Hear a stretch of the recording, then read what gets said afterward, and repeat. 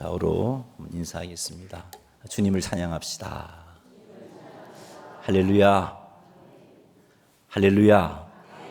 한 번 더 좌우로 인사하겠습니다. 예수 그리스도를 증거합시다.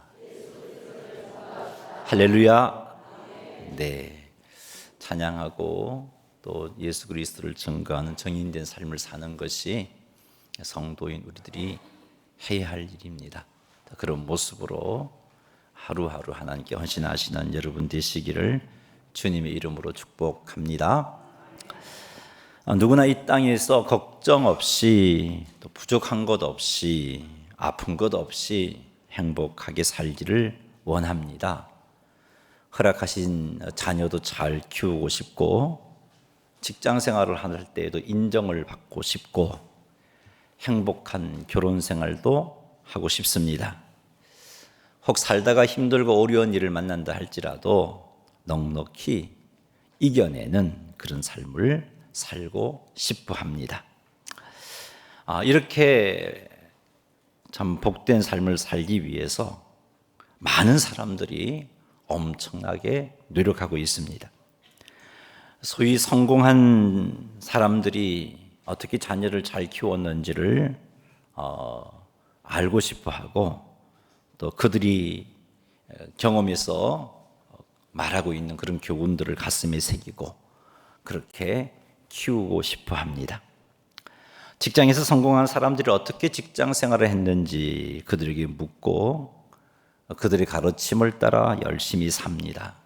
행복한 결혼 생활을 위하여서 부부학교, 대화법, 상담, 심리도 받아봅니다.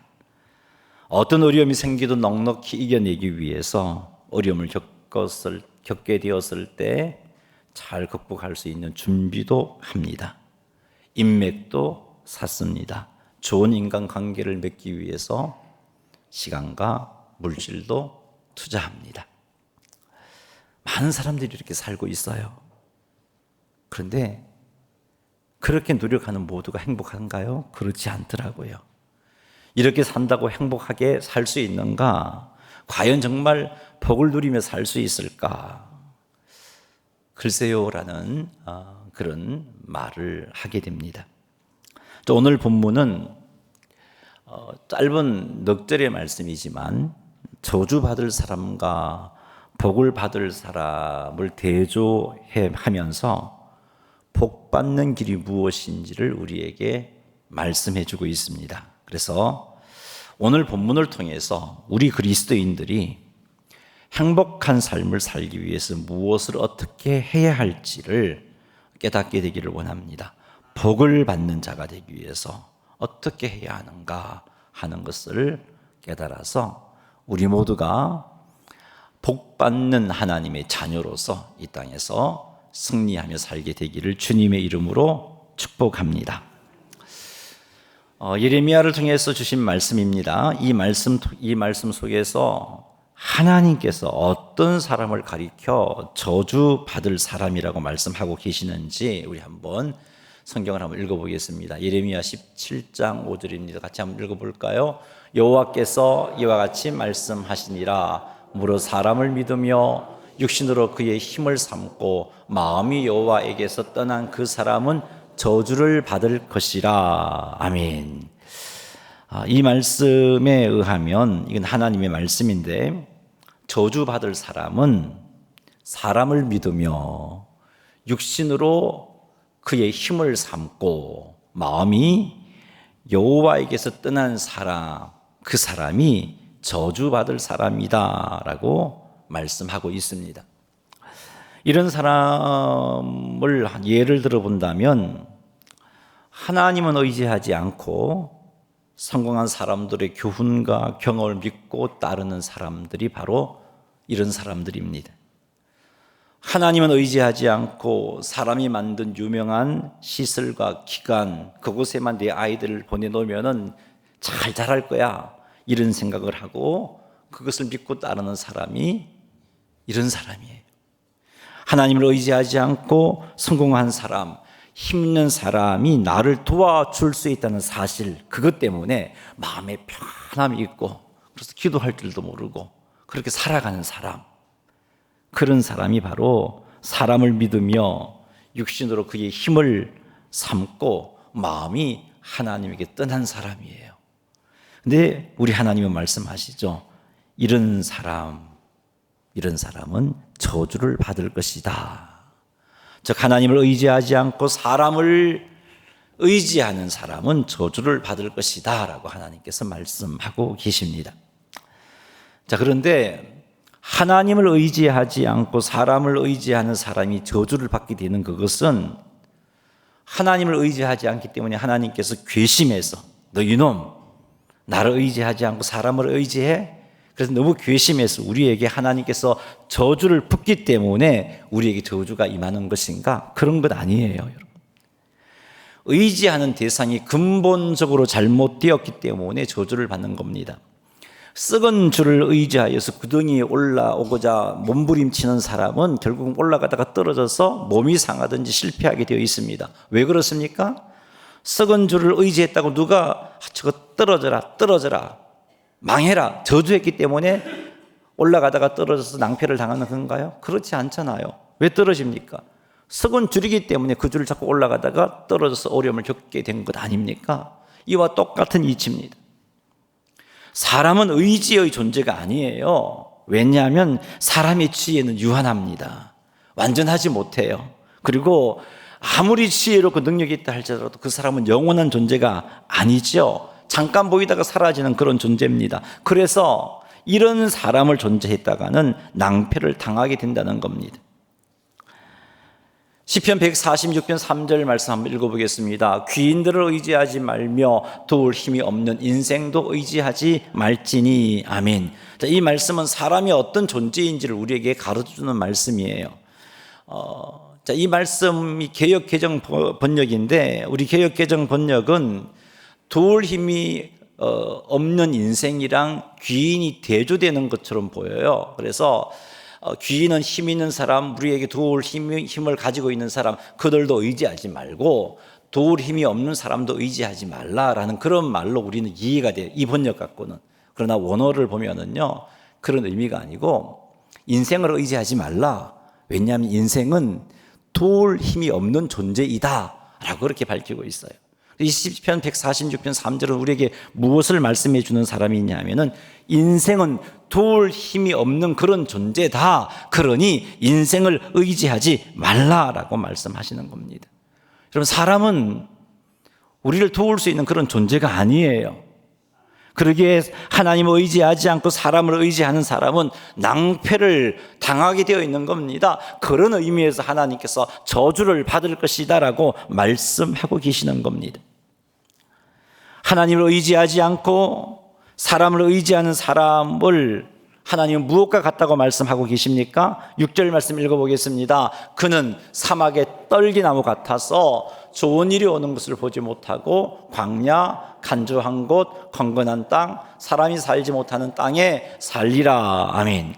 하나님을 의지하지 않고 사람을 의지하는 사람을 가리켜서 하나님이 말씀하시기를 사막의 떨기나무 같다라고 말씀하고 계십니다. 떨기나무는요, 그렇게 크지도 않고요, 입이 뾰족뾰족해서 겨우 마른 땅에서 겨우 목숨을 부지하며 살아가는 나무예요. 자, 그런 떨기나무가 어디에 있습니까? 사막에 있습니다. 사막이 어떤 것입니까?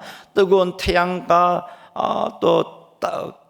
타듯이 무엇을 모두 태울 것 같은 사막의 열기가 가득한 곳이 사막 아닙니까? 근데 그 떨기나무가 그곳에 노출되어 있으면 살겠어요, 죽겠어요? 살 수 없다는 말이죠. 그래서 여러분, 이스라엘을 가보면은 광야길을 차를 타고 쭉 가보면은 따문따문 군데군데 이 떨기나무가 있어요. 그것도 많이 자라지도 못하고 이렇게 작게 있어요.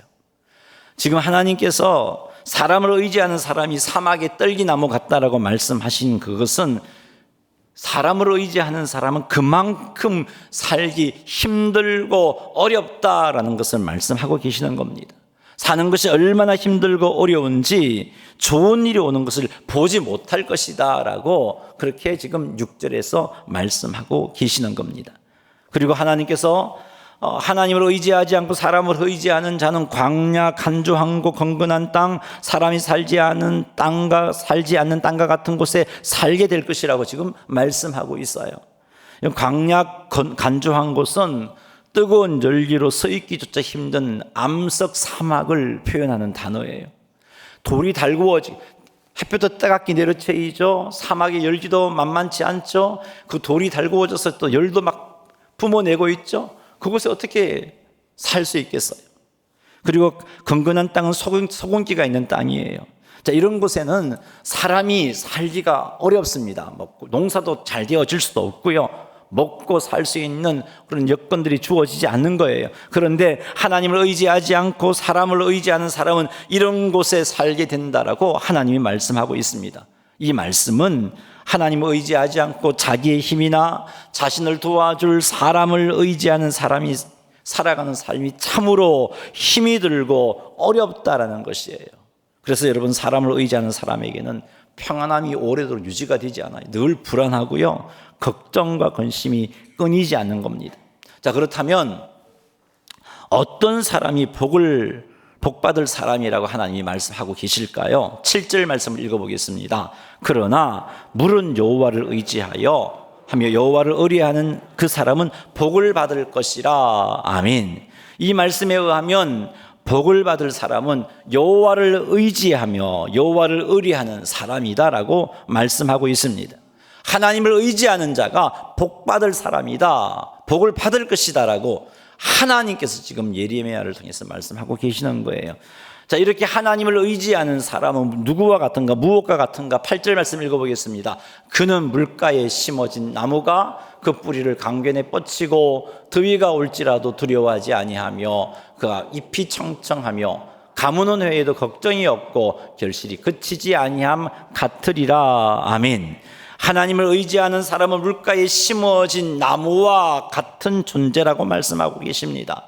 물가에 심어진 나무는 더위가 올지라도 그 더위를 두려워하지 않습니다. 가무는 해가 올지라도 그 가무는 해 때문에 걱정이 없습니다. 그리고 끊임없이 그치지 아니하는 열매를 맺습니다. 왜 그렇습니까? 풍성한 물의 근원인, 생명의 근원인 그곳에 뿌리를 내리고 있기 때문에 그런 것이에요. 그래서 물가에 심겨진 나무는 걱정과 두려움 없이, 그리고 무엇이 와도 어떤 일이 생겨도 좌절하지 않고 풍성한 열매를 맺게 되는 것입니다.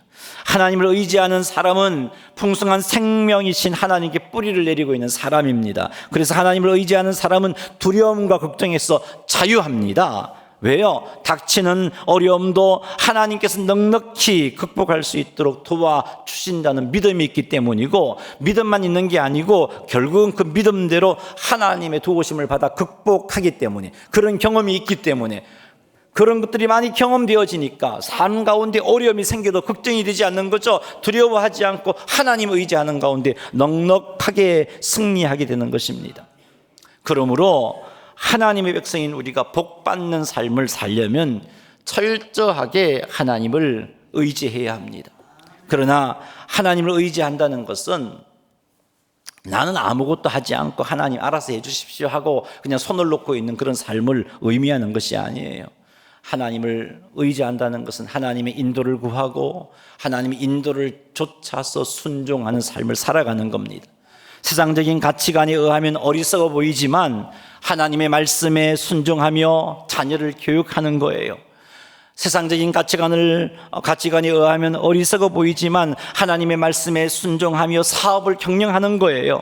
세상적인 가치관에 의하면 망할 수밖에 없는 일이지만 하나님의 뜻을 따라서 직장 생활하는 것, 그것이 바로 하나님을 의지하는 겁니다.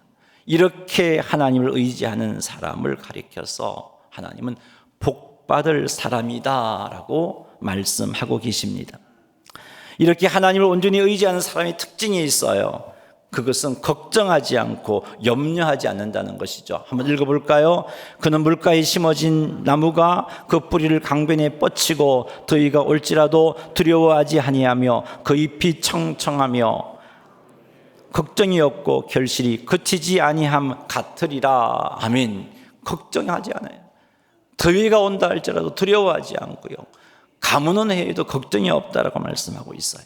물가에 심겨진 나무는 더위가 올지라도 두려워하지 않고 가뭄은 해도 걱정이 없는 것처럼 하나님을 의지하는 사람은 인생의 문제 앞에서도 두려워하지 않고 걱정하지도 않습니다. 하나님께 맡기며 하나님의 인도를 구하고 그 인도하심에 순종합니다. 이렇게 하면 틀림없이 결실이 그치지 않는 복을 누리게 되기 때문에 그렇습니다. 사랑하는 성도 여러분, 하나님은요, 하나님의 백성인 우리들이 이 땅에서 복받기를 원하세요. 왜냐하면 우리를 세상에 빛으로 세웠기 때문이고 우리를 세상에 소금으로 세웠기 때문입니다. 우리를 세상의 왕같은 제사장으로 세웠기 때문이에요.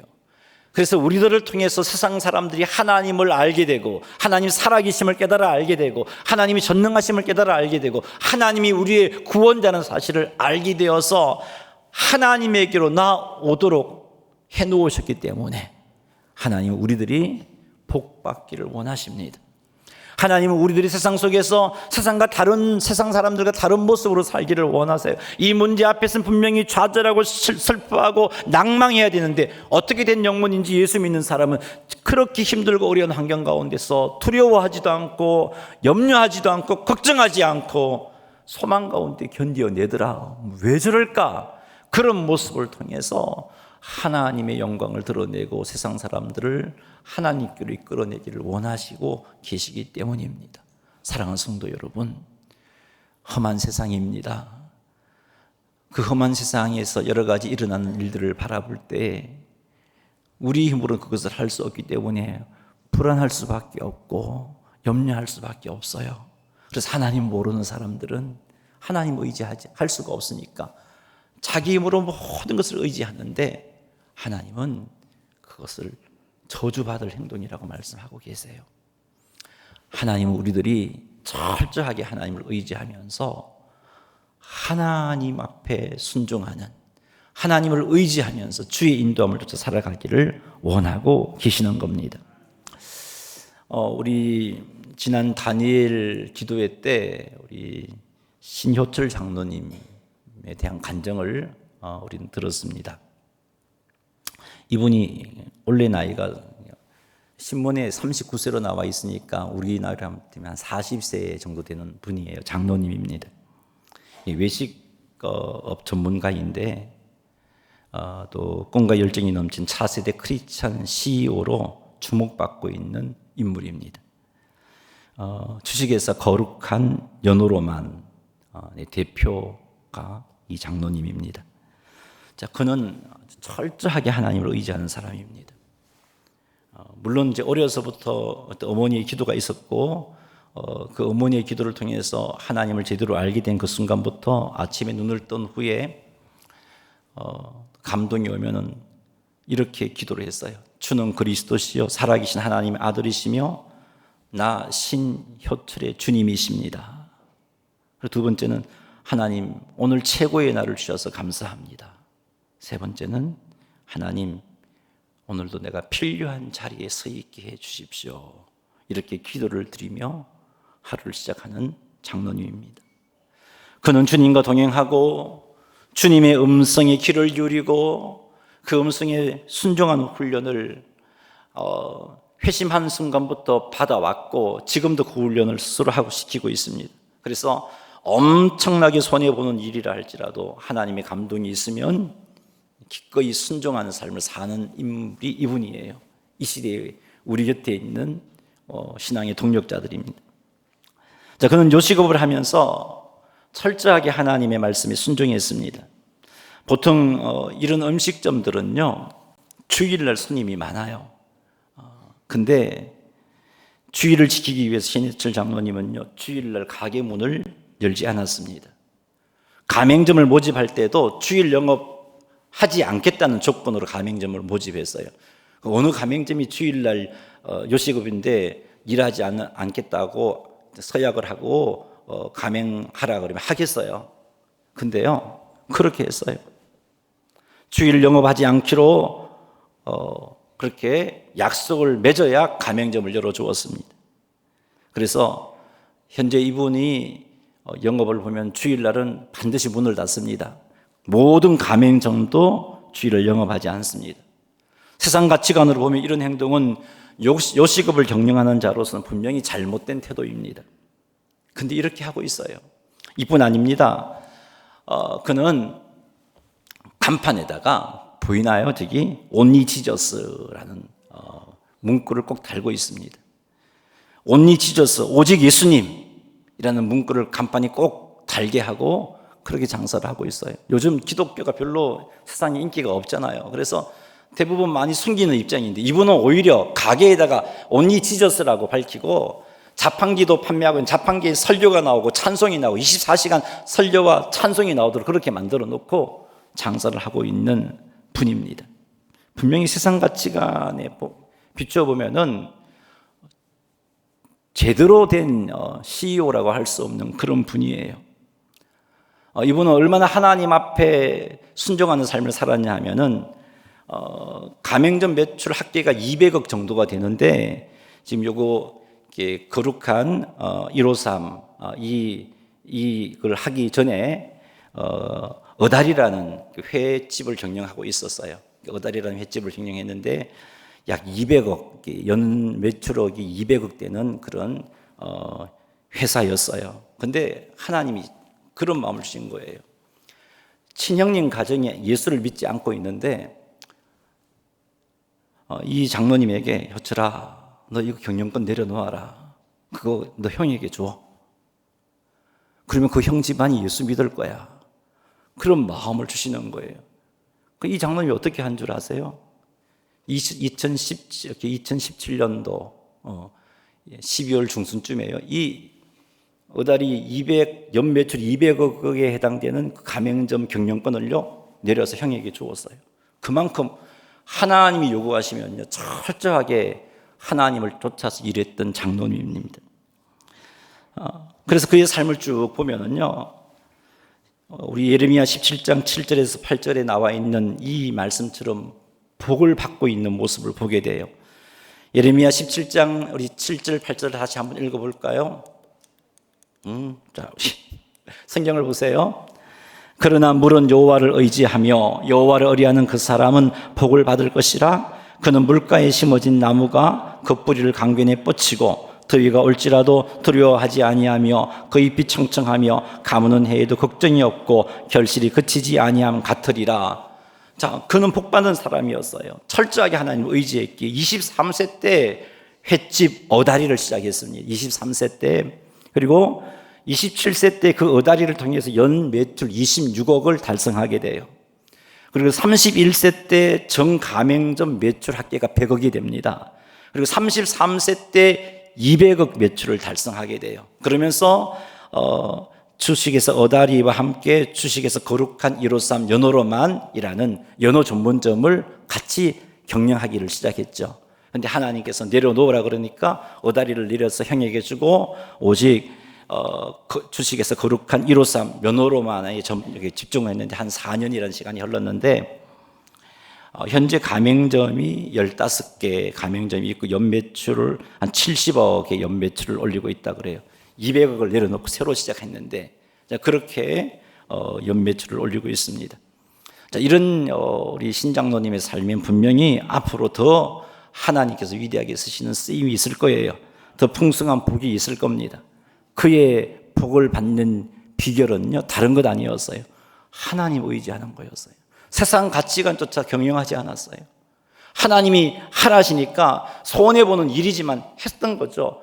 주의를 지키라니까 주일날 영업을 하지 않았던 거죠. 하나님을 드러내고 싶어서 가게에다가 온리 지저스라고 써붙이고 영업을 했던 인물이 신장로님입니다.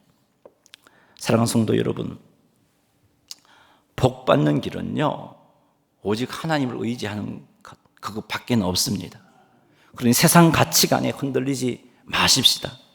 도와줄 사람이 없다고 나는 큰일 났다. 왜 내 신세는 이런가? 누구는 금수저인데 나는 왜 흙수저인가? 그렇게 힘들어하며 불평하지도 마십시다. 또 반대로 도와줄 사람이 있다고 인해서 그것으로 인해서 하나님을 의지하는 멈추는 어리석은 행동도 하지 마십시다. 세상 가치관에 흔들리게 되고 도와줄 사람이 없다고 절망하고 불평을 하고 혹 도와줄 사람이 있다고 그것 때문에 안도하며 기도하지 않는 그런 삶을 살게 된다면 우리는 결국은 하나님 의지하는 삶에서 돌아서게 되어 있어요. 사람을 의지하는 자가 의지하는 삶을 살게 되어 있어요.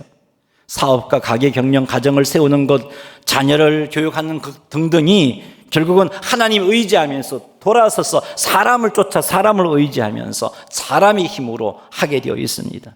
이런 자를 가리켜서 하나님은 저주를 받을 것이다 라고 분명히 말씀하고 계세요. 우리 하나님은 지금도 살아계셔서 역사하시는 분입니다.